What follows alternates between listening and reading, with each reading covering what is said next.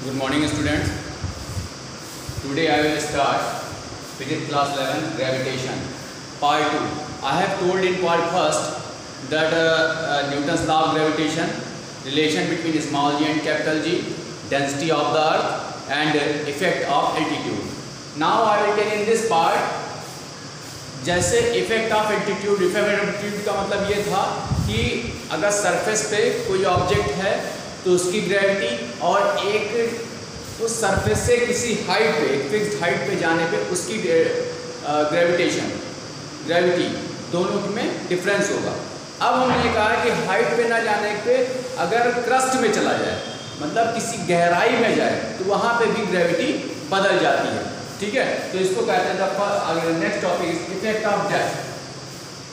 Effect of depth, ठीक है। तो इफेक्ट ऑफ डेप्थ में ये होता है कि जैसे ये सरफेस है, ठीक है, ये सरफेस है, ठीक, और यहाँ पे सेंटर है, सेंटर ऑफ द अर्थ, ठीक है, और उसके बाद इतनी गहराई में है, ठीक है। और अगर ये पूरी जो ये सेंटर है यहाँ से यहाँ तक की डिस्टेंस, ये सरफेस है, ये सरफेस आपका सरफेस है, ठीक है, और यहाँ से यहाँ पे आरी था, और इतना जो है ये आपका एच हो जाएगा, इतनी डिस्टेंस जो बचेगी वो बचेगा आपका आर ई माइनस एच। तो यहाँ पे ग्रेविटी आप जी मान लीजिए, तो यहाँ पे जी डैश हो जाएगा, ठीक है, ये है, ठीक। अब इसमें ये होगा, सीधी सी बात है, जब ग्रेविटी में चेंजेस आएंगे तो मास में भी बदलाव आएगा, मास में भी चेंजेस आएंगे, ठीक है। तो पहले तो मास निकाल लीजिए आप, ठीक है, मास निकालेंगे तो मास मतलब due to effect of depth, mass due to effect of depth, मतलब गहराई में जाने पे मास कितना, डेप्थ। तो let mass is equal to M dash. तो जैसा density equal to mass upon volume होता है, तो एम डैश की वैल्यू क्या हो जाएगी, volume into density, volume into density, ठीक है। अब हम बता रहे हैं, हम यहाँ की बात कर रहे हैं, मतलब एच की गहराई में जाने पे तो हमें यहाँ की तो रेडियस रखनी होगी। तो वॉल्यूम जो है, वॉल्यूम ऑफ द स्फीयर का फॉर्मूला लगा देंगे। वॉल्यूम ऑफ द स्फीयर क्या होता है, 4/3 पाई आर क्यूब। तो वहां पे अगर सरफेस पे होता तो आप आर ई रखते, लेकिन यहाँ एच गहराई में चला गया है तो आप आर ई माइनस एच रखेंगे। तो देख लीजिए वॉल्यूम क्या हो जाएगा, 4/3 pi R E minus H का होल क्यूब इनटू डेंसिटी को रो से डोनेट कर दिया जाएगा, ठीक है। ये आपका मास, मतलब मास जो है एच गहराई के जाने पे मास आ गया, ठीक है। अब मास एट द सरफेस निकाल लें, देख लीजिए, mass at the surface, mass at the surface m is equal to 4/3 pi R E cube into rho हो जाएगा। ये मास आपका एट द सरफेस का हो गया, ठीक है। अब सेम चीज न्यूटन लॉ ऑफ ग्रेविटेशन लगा दें, तो by Newton law of gravitation, Newton law of gravitation, Newton law of gravitation में जाएंगे तो क्या होता है, एट द डेप्थ, यहां लिखें एट द डेप्थ, ठीक है।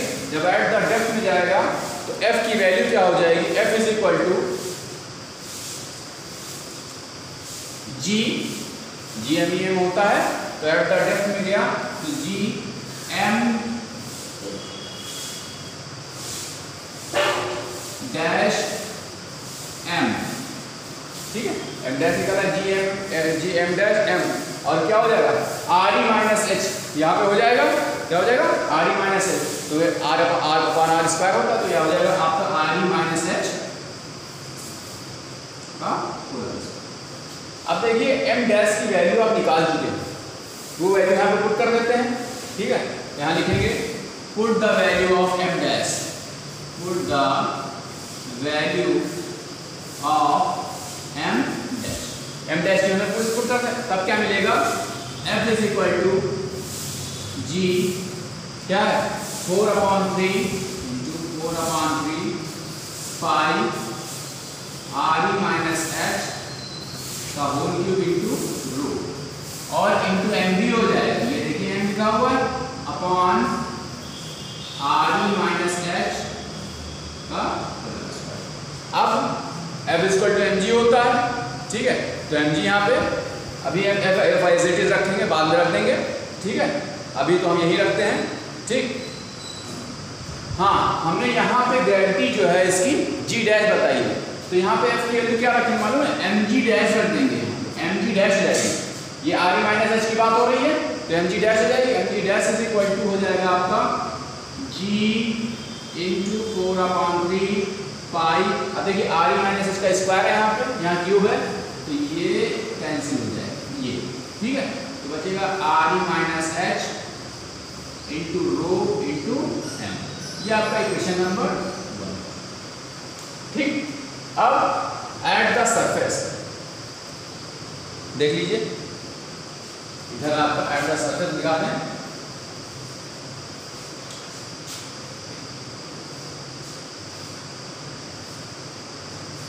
तो लिखेंगे ग्रेविटी एट द सरफेस, ठीक है।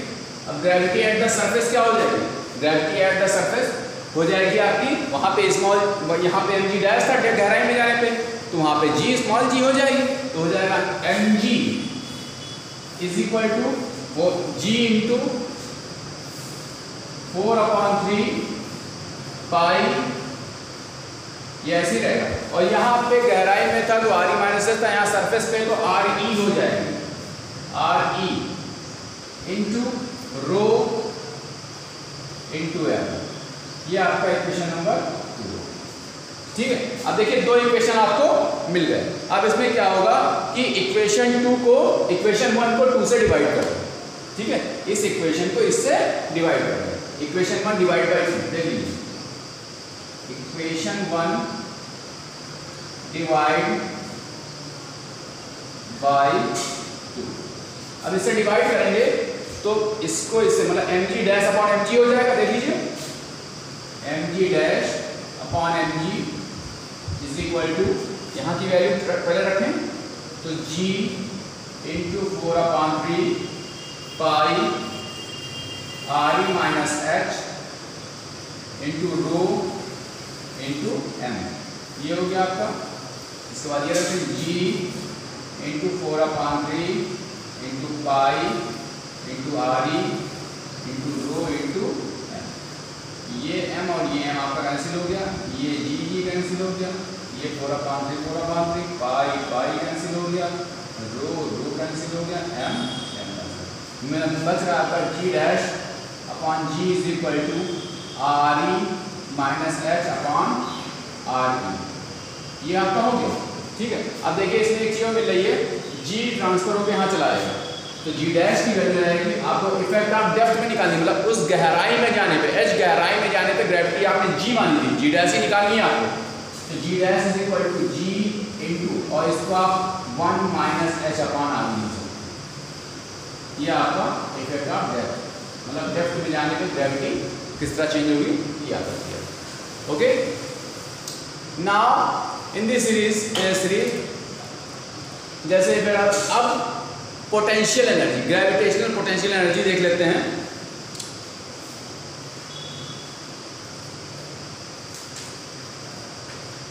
देखिए ग्रेविटेशनल पोटेंशियल एनर्जी,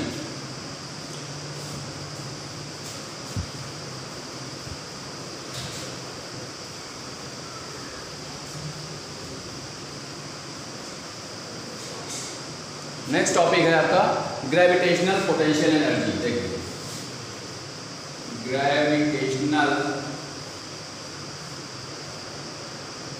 पोटेंशियल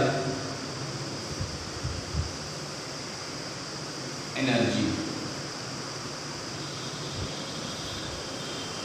ठीक, ग्रेविटेशनल पोटेंशियल एनर्जी। अब ग्रेविटेशनल पोटेंशियल एनर्जी की बात आती है तो इसमें ये बता दें ग्रेविटेशनल पोटेंशियल एनर्जी हमेशा निगेटिव होती है।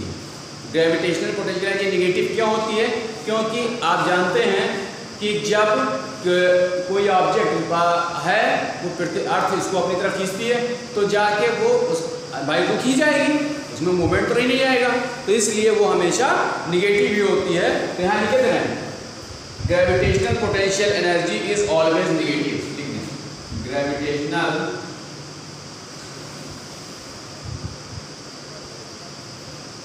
पोटेंशियल एनर्जी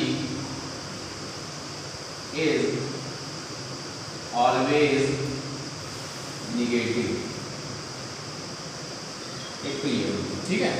अब इसके बाद आप जानते हैं जो पुरानी चीज़ है कि जितनी एनर्जी होगी उतनी हमारे पास वर्क करने की स्ट्रेंथ होगी, ठीक है। तो U is equal to, so work done, work is equal to energy, तो W is equal to U, ठीक है। U पोटेंशियल एनर्जी है तो U इज इक्वल टू हो जाएगा, U is equal to W। अब वर्क हमारा एक डिस्टेंस पे काम कर रहा है, मतलब इनफाइनाइट टू R, इतने पे रेडियस पे काम कर रहा है, ठीक है। अब आपने फॉर्मूला पढ़ा होगा W equal to force into displacement, ठीक है। तो by W is equal to work is equal to force into displacement, into displacement, ठीक है। मतलब W is equal to F into S, ठीक है। और S जो होगा आपका ये यहाँ पे R भी हो जाएगा, ठीक है, क्योंकि यहाँ पे डिस्टेंस जो है R के थ्रू कवर की जा रही है, ठीक है। तो यहाँ पे जो हो जाएगा वो R हो जाएगा। तो देख लीजिए क्या होगा, तो W यहाँ पे U is equal to W infinite R, ठीक है। क्या हो जाएगा, फोर्स इंटू डिस्प्लेसमेंट, ठीक है, F इंटू R, ठीक है। अब देखिए एक रेंज दी जा रही है, इसके अंदर एक रेंज दी जा रही है, लिमिट है, ठीक है। तो इसमें डेफिनेट इंटीग्रेशन का यूज करेंगे, तो लिखते हैं by definite integration, by definite integration, ठीक है। तो डेफिनेट इंटीग्रेशन के अंडर में जाएंगे तो W की वैल्यू हो जाएगी आपकी, W इज इक्वल टू, देख लीजिए W इज इक्वल टू ये और इनफाइनाइट टू R, ये इनफाइनाइट टू R, तो ये हो जाएगा F इंटू डी आर, ठीक है। क्या हो जाएगा, F into D R. F into D R इसलिए हो रहा है क्योंकि आप डिस्टेंस के, R यहाँ पर डिस्टेंस है और डिस्टेंस की लिमिट दे रहे हैं, ठीक है। तो F इंटू डी आर हो जाएगा और इसी R के अगेंस्ट आपका इंटीग्रेशन होगा, देख लीजिए कैसे। और F की वैल्यू क्या, F की वैल्यू आप रखेंगे GM अपॉन R स्क्वायर, यही रखा जाएगा, ठीक है। तो by Newton's law of gravitation, by Newton's law of gravitation, Newton's law of gravitation लगाएंगे तो क्या होता है Newton law, F is equal to GMM, M जो है mass of the earth, small m हो जाएगा मास ऑफ द ऑब्जेक्ट और r डिस्टेंस हो जाएगी, ठीक है। तो देख लीजिए F is equal to GM upon R square, ये वैल्यू उठा के इसमें पुट करते हैं, ठीक है। देख लीजिए तो W इज इक्वल टू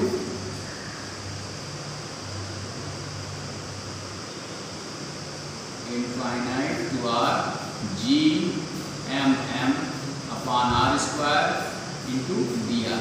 अब एक चीज़ देखने वाली बात है, इसमें इंटीग्रेशन आप आर के अगेंस्ट कर रहे हैं, इसमें इंटीग्रेशन जो कर रहे हैं वो आर के अगेंस्ट कर रहे हैं। तो देख लीजिए, तो W इज इक्वल टू हो जाएगा आपका, W इज इक्वल टू, अब इंटीग्रेशन किया जाएगा तो देखिए आर के अगेंस्ट कर रहे हैं, तो ये जी एम एम है, ये भाई जिसका इंटीग्रेशन उसी को अंदर रखेंगे, बाकी सब चीजें बाहर ले आते हैं, तो जी एम एम बाहर चला जाएगा, जी एम एम अपॉन ये हो जाएगा आपका R 1 upon R square into ये, ठीक है। अब आपको बता दें इंटीग्रेशन किया कैसे जाता है।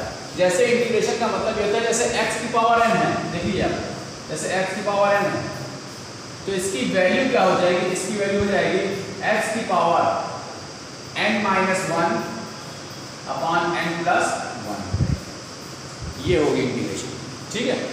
सेम कंडीशन यहाँ पे आएगी। अब इसको 1 अपॉन आर स्क्वायर लिखा हुआ है, इसको हम r पावर -2 कर सकते हैं, देख लीजिए। तो W is equal to G M M, देखिए r power -2 into D r. तो हम अब इसका इंटीग्रेशन करेंगे, किस तरह करेंगे देख लीजिए। तो W इज इक्वल टू, देखिए अगर यहाँ पे x पावर -2 हो जाता तो क्या करते हैं, x पावर -2 n प्लस 1 होगा, सॉरी, ठीक है। देखिए x पावर अगर -2 करेंगे तो क्या होगा, x power -2 plus 1 upon -2 plus 1, तो x पावर -1 अपॉन -2 ये हो जाएगा। तो यही चीज़ यहाँ पे हो जाएगी, जी एम एम आपका बाहर आ जाएगा और इसकी वैल्यू क्या हो जाएगी, इसकी हो जाएगी r पावर -1 अपॉन -1 और इससे इनफाइनाइट टू r। इतना क्लियर हुआ। अब मतलब यहाँ बच रहा है आपका, इसको -1 अपॉन r भी लिख सकते हैं, देख लीजिए। W is equal to G M M, देखिए ये हो जाएगा -1 अपॉन r, ठीक है। अब देखिए इसका डेफिनेट इंटीग्रेशन, r की वैल्यू एक बार r मतलब लिमिट इन दोनों के बीच की निकाली जाती है, डेफिनेट इंटीग्रेशन इन दोनों के बीच का, इनफाइनाइट टू r के बीच का डिस्टेंस निकाला जाएगा, मतलब 1 अपॉन r, एक बार r की वैल्यू r रखी जाएगी, एक बार r की वैल्यू इनफाइनाइट रखी जाएगी, देख लीजिए। तो W is equal to G M M -1 upon r minus और ये -1 अपॉन इनफाइनाइट, दोनों के बीच का डिफरेंस निकाल रहे हैं, माइनस ये वाला डिफरेंस निकालने के लिए माइनस ये वाला कर दिया। तो W इज इक्वल टू हो जाएगा जी एम एम, ये -1 अपॉन r और इसकी वैल्यू क्या हो जाएगी, 0 हो जाएगी, ठीक है। अब इसको हम मल्टीप्लाई, इसको बाहर मल्टीप्लाई कर लें, तो W is equal to minus G M M upon r, if u is equal to W, तो u इज इक्वल टू हो गया आपका minus G M M upon, ये आपका हो गया ग्रेविटेशनल। ओके, कॉन्सेप्ट क्लियर हो गया। अब इसी सीरीज में अभी तक हम अर्थ पे बात कर रहे थे, अब अगर हम जो है स्पेस में चले जाते हैं, ठीक है, अगर स्पेस में चले जाएंगे तो स्पेस में ऑर्बिट्स होती है, ठीक है, और ऑर्बिट्स में सैटेलाइट में जो है ऑर्बिट्स में सैटेलाइट की स्पीड भी होती है, ठीक है। तो सैटेलाइट जब मूव करते हैं, ऑर्बिट्स मतलब ऑर्बिट्स हमारा स्फेरिकल होता है, ठीक है, मतलब सर्कुलर भी कर सकते हैं, ठीक है, और सैटेलाइट जो होते हैं उन्हीं सर्कुलर बेस पर मूव किया करते हैं, ठीक है।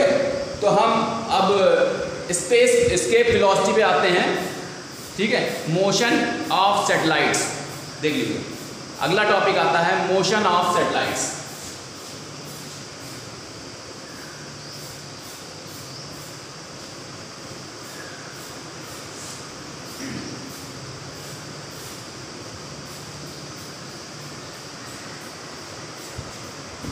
Now new topic is motion of satellites.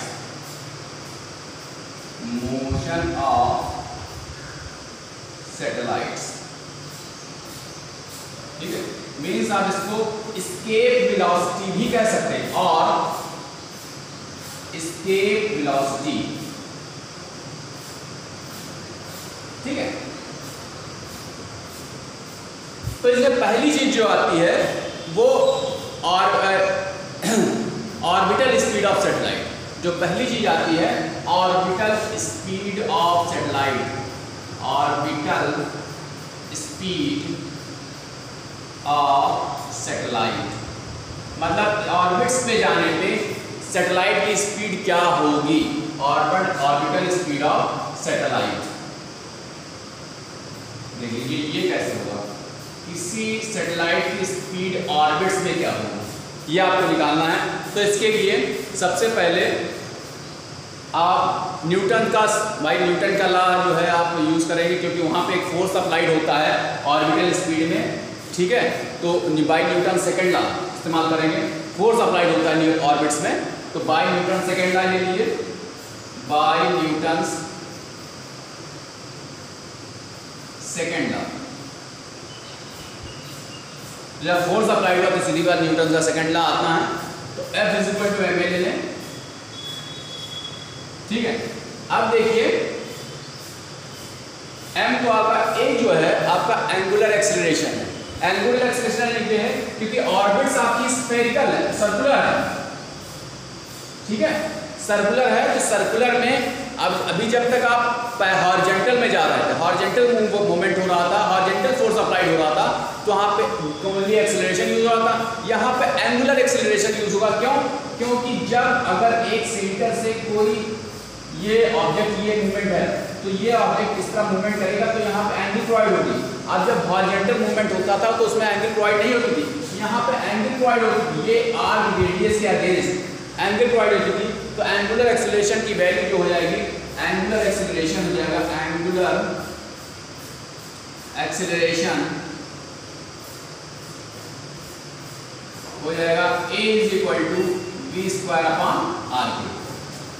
ये वैल्यू यहाँ पे रख दी, तो f की वैल्यू मिल जाएगी f is equal to mv square upon R. एक चीज बता दें, यहाँ पे ऑर्बिटल स्पीड की बात आ रही है। इफ ऑर्बिटल स्पीड, तो v को आप v इक्वल टू vo भी लिख सकते हैं, क्योंकि ऑर्बिटल वेलोसिटी है। तो यहाँ लिख देंगे f इज इक्वल टू हो जाएगा m vo square upon r, ठीक है। अब सीधी सी बात है, अभी अब यहाँ पे कहीं ना भाई सीधी सी बात, अगर वो मूवमेंट हो रहा है ऑर्बिट्स में, ठीक है, तो कहीं ना कहीं कोई चीज़ रुकी होगी, तभी उसमें मूवमेंट हो रहा है, तभी उसमें मोशन हो रहा है, तभी उसमें स्पीड आ रही है। और अगर जैसे अर्थ पे कर रहे हैं तो ग्रेविटी है, तो वहाँ पे भी ग्रेविटी होगी, ठीक है। कोई भी चीज़ अगर जैसे कोई गाड़ी मूव कर रही है, अगर अर्थ पे मूव कर रही है तो वो पृथ्वी पर ड्यू टू ग्रेविटी अपनी ओर रोके हुए है। अगर हवा में रहती तो मूवमेंट होता ही नहीं, जिस डायरेक्शन में हवा चलती उसी डायरेक्शन मुड़ जाती, ठीक है। इसी प्रकार आपके ऑर्बिट्स में भी ग्रेविटी है, तो ग्रेविटी भाई अगर ग्रेविटी है तो न्यूटन लॉ काम है, न्यूटन लॉ ऑफ ग्रेविटेशन काम आएगा। तो by Newton's law of gravitation, Newton's law of gravitation, ठीक है। अब न्यूटन्स लॉ ऑफ ग्रेविटेशन पे आएंगे, तो न्यूटन्स लॉ ऑफ ग्रेविटेशन क्या होता है, F is equal to G mm upon R square, ठीक है, GMM upon R square, MEM, ठीक है, मास ऑफ द अर्थ है GMEM अपॉन आर स्क्वायर। अब ये F की वैल्यू यहाँ पे रख देते हैं, इसको इक्वेशन 1 मान लेते हैं, ठीक है। Put the value of equation 1, देख लीजिए, put the value of F in equation 1, ठीक है, रख दें। तो क्या होगा, GMEM upon R square is equal to mv O square, sorry orbital velocity है अपॉन ऑर्बिटल। अब देखिए यहाँ कैंसिल क्या हो रहा है, ये और ये कैंसिल हो गया, ये तो मिल गया आपको GME is equal to v O square into R, ये भी है। अब आप ऑर्बिटल वेलोसिटी निकालना, मतलब v की वैल्यू निकालनी है, तो क्या मिलेगी, v O square is equal to GME upon R हो जाएगा। अब यहाँ से स्क्वायर लगा हुआ है तो रूट लग जाएगा, तो vo square, v square is equal to GME 1 r, ये चीज हो गई। ठीक है, अब GME/r² हो गई। अब इसके बाद ये होता है ये ऑर्बिटल वेलोसिटी आ गई। अब यहां पे बात आती है, अगर ऑर्बिट से, ठीक है, एक ऑर्बिट है और एक ऑर्बिट से दूसरे ऑर्बिट की बीच की डिस्टेंस h है, ठीक है, तब क्या होगा? तब ये होगा, वहां पे क्या हो जाएगा, re प्लस h हो जाएगी। तब क्या होगा, मतलब अर्थ और ऑर्बिटल के बीच की डिस्टेंस, अर्थ और ऑर्बिटल के बीच की डिस्टेंस अगर h मान ली जाए, ठीक है, if the distance between earth and orbit, earth and orbit is equal to h, ठीक है, तो जो डिस्टेंस होगी r की वैल्यू हो जाएगी, r इज इक्वल टू हो जाएगा re प्लस h के लिए, ठीक है। अब इस जगह पे हम r की जगह पे re प्लस h क्योंकि मास ऑफ द अर्थ है, तो देख लीजिए VO इज इक्वल टू हो जाएगा root GME upon re plus h, ये हो गया आपका, ठीक है। अब एक चीज और बात पता होती है, अगर हम जो है यहां पे GME की वैल्यू रख दें, भाई रिलेशन बताया था स्मॉल g कैपिटल G का, तो GME की वैल्यू रख दें, if GME is equal to GRE², इस GME की जगह पे हम GRE² रख दें, देख लीजिए, तो VO इज इक्वल टू हो जाएगा root GRE² upon RE plus h। अब देखिए RE जो है ये स्क्वायर लगा हुआ, ये बाहर चला आएगा, तो ऑर्बिटल वेलोसिटी हो जाएगी RE root G upon RE plus h, तो ये आपकी ऑर्बिटल वेलोसिटी हो गई। अब बात यहाँ ये आती है कि भाई कोई भी अगर सैटेलाइट है तो पूरा ऑर्बिट्स का एक रिवोल्यूशन कंप्लीट करने में उसमें कितना समय लगेगा, ठीक है, पूरा एक चक्कर लगाने में, पूरा एक रिवोल्यूशन लगाने में, मतलब ऑर्बिट्स का एक ऑर्बिट का पूरा एक रिवोल्यूशन लगाने में उसमें कितना समय लगेगा, मतलब time period of revolution of satellite, देख लीजिए time period of revolution of satellite, देख लीजिए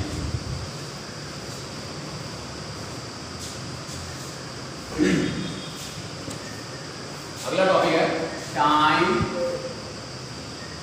period of revolution of satellite, ठीक है, मतलब टाइम कितना लगेगा, ठीक है। तो इसके लिए निकालने के लिए आपने फॉर्मूला पढ़ा होगा, time equal to distance upon speed, ठीक है, तो by time is equal to distance upon speed, ठीक है, तो टाइम जो है वो कैपिटल T हो गया आपका, डिस्टेंस सर्कुलर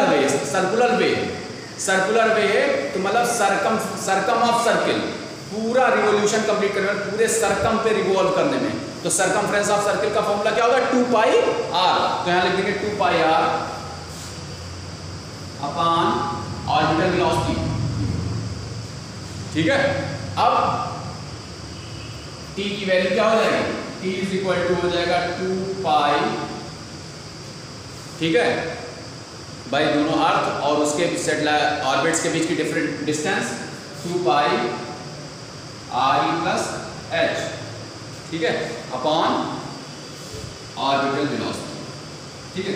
अभी आपने ऑर्बिटल वेलोसिटी फाइंड की है, अभी आपने ऑर्बिटल वेलोसिटी फाइंड की है, क्या निकाला है, ऑर्बिटल वेलोसिटी, तो लिखते हैं by if VO is equal to, क्या निकाला, root GME upon RE plus h, ये तो निकाला है, GME upon RE plus h, इसकी वैल्यू यहाँ पे रख देते हैं।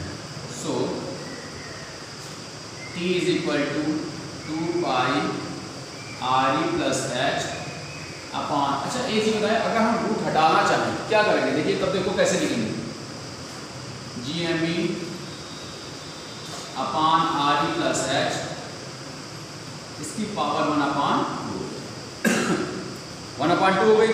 अब देखने वाली बात है भाई, अब देखिए इसके साथ करेंगे क्या, इसमें देखिए यहाँ पे 1 लगी हुई पावर और यहाँ पे आर ई प्लस एच 1/2 लगी। देखिए इसको अब इसको कैलकुलेट करते हैं, सोल्यूशन करते हैं इसका, देखिए कैसे करेंगे।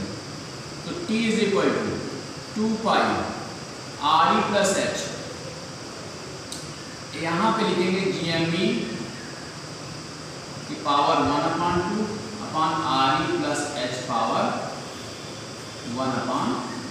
अच्छा एक चीज और होता है, ये नीचे वाला जाके ऊपर सेम है, ये are E plus H R E plus, तो ये इससे मल्टीप्लाई होता है तो पावर प्लस होती है। तब देख लीजिए क्या करेंगे, तो t इज इक्वल टू 2 पाई, अब ये मल्टीप्लाई होगा तो क्या होगा, पावर प्लस हो जाएंगे, ये सेम है, तो आर ई प्लस एच 1 + 1/2, यहाँ पे आर ई पावर 1 थी आर ई प्लस एच की, और यहाँ 1/2 पर जाकर मल्टीप्लाई हो जाए तो बेस सेम है तो पावर प्लस हो जाएगी अपॉन जी एम ई